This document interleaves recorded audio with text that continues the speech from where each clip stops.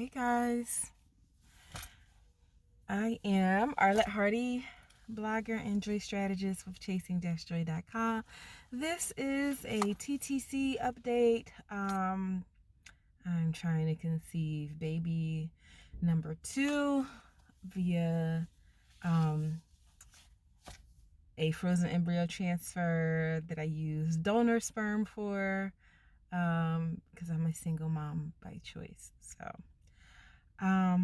let me just start off by saying I am tired today. My anxiety has been pretty bad for about 3 weeks. I think it was I think it's been since my cat died. For those who follow me on social media, my cat Peanut passed away. Peanut is the black and white cat that you guys have, if you've been following my journey for a while, no doubt you've seen him in videos. Probably the most, probably the best video would have been when I introduced baby Joy Chaser to the cats when we came home from the hospital when he was first born. So Peanut was the black and white cat. So yeah, since then my anxiety has been pretty bad. I can't quite pinpoint the exact issue. The fact that I'm on birth control pills to prepare for this mock transfer and ERA probably is part of the problem, but my anxiety has been pretty bad. So I say that to say that I woke up at 3:30 and could not get back to sleep, at least not into a good real sleep. And so I'm very tired, and I'm starting the video off telling you guys that because clearly my energy is not normal. I just left out of my sorry, an alarm popped on. I just came out of my my doctor's visit, and soon as he came in, he was like, "You okay?" And I was like, "Yeah." And then he was like, "Everything going all right?" Like, he asked me, "Am I okay?" in probably like 3 different very nice ways. So I was like, clearly my energy is off. He could probably just sense that I'm not feeling myself because I'm just very tired today. But anyway, the point of this update is, so you'll remember probably from the last video, I went in after the saline sonogram after being on birth control for a couple weeks and thinking I was going to get started with the estrogen priming for the mock embryo transfer cycle, where I'll be doing the ERA, and lo and behold, I had a cyst. And I waited for the blood work to come back, and the cyst was producing estrogen. So they said I needed to stay on birth control longer to help quiet my hormones and everything down and hopefully get rid of the cyst so we could start the mock transfer. The whole point of the mock transfer and the ERA is to come up with a very specific plan of exactly how much progesterone, well, not really how much. We already kind of know how much from when I got pregnant with my son, but exactly when to start the progesterone, how many hours I need, so that it can be as close to perfect as possible when it's time to do the real transfer to give my embryo the best possible chance. I have 2 embryos left. I just realized, like, I don't know how this lighting is with all this glare from the window. So anyway, that's the point of doing the mock transfer. But we don't want to do a mock transfer when conditions are not ideal, meaning a cyst is producing estrogen, because that won't give us a realistic view of how things go. So it's back in today. Today is April 9th, I believe. My videos, just like before, will be a little bit delayed so I can build in some privacy, but also feel comfortable with sharing a whole lot with you guys. So I do that by giving myself that little cushion between the time things happen and the time that I share publicly. So went in, they drew blood and did met up with, some people call it Wanda, the internal vaginal ultrasound stick.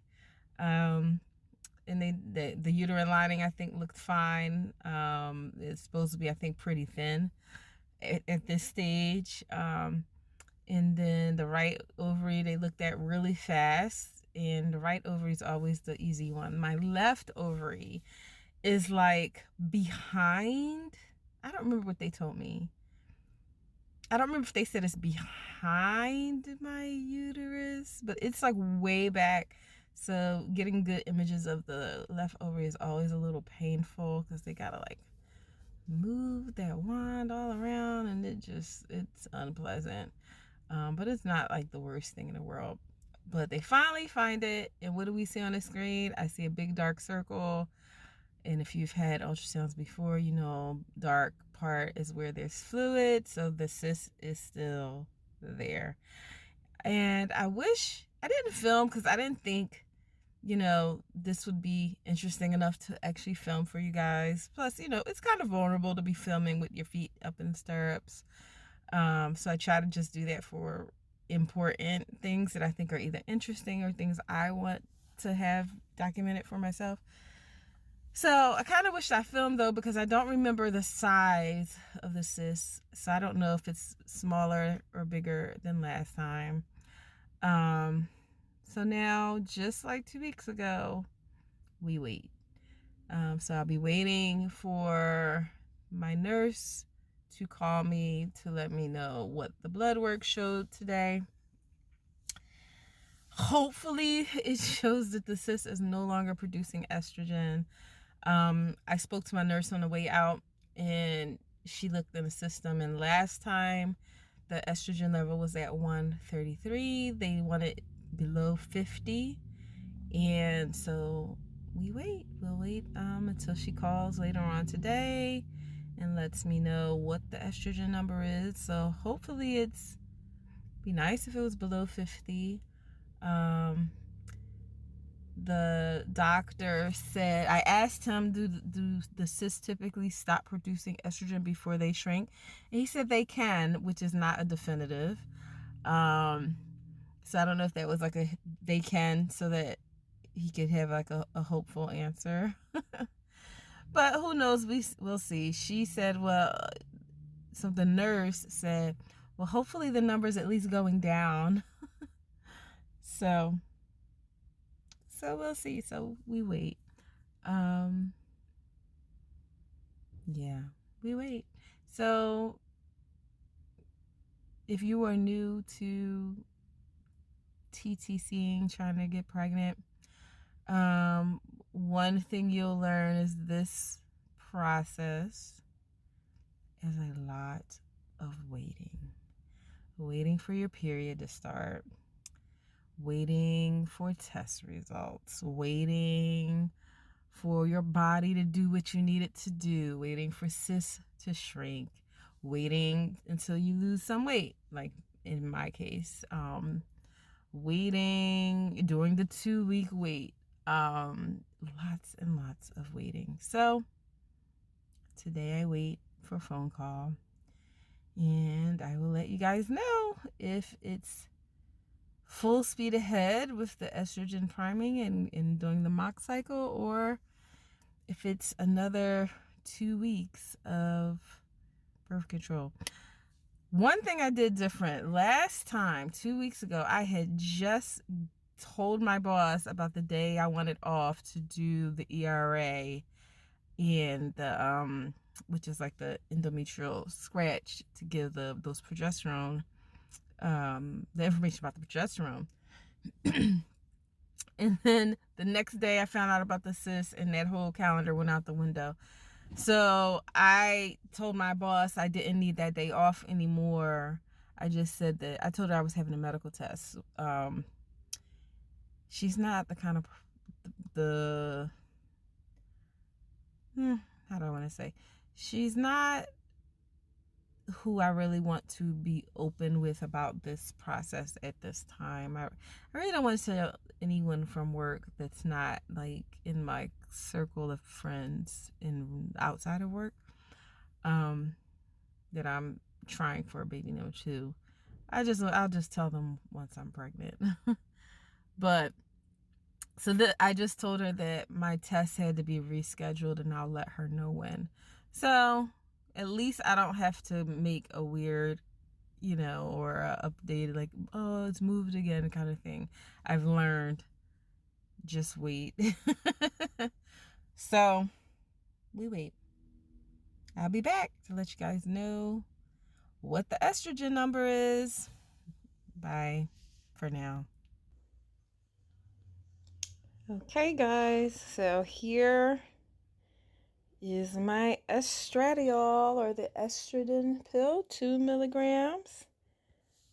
The fact that I'm showing you that means that the nurse called with good news. The cyst is still there. It is not producing any estrogen. Actually, my estrogen number had come down to 11. And I think I mentioned in the video this morning that they wanted to see it below 50. So that's good.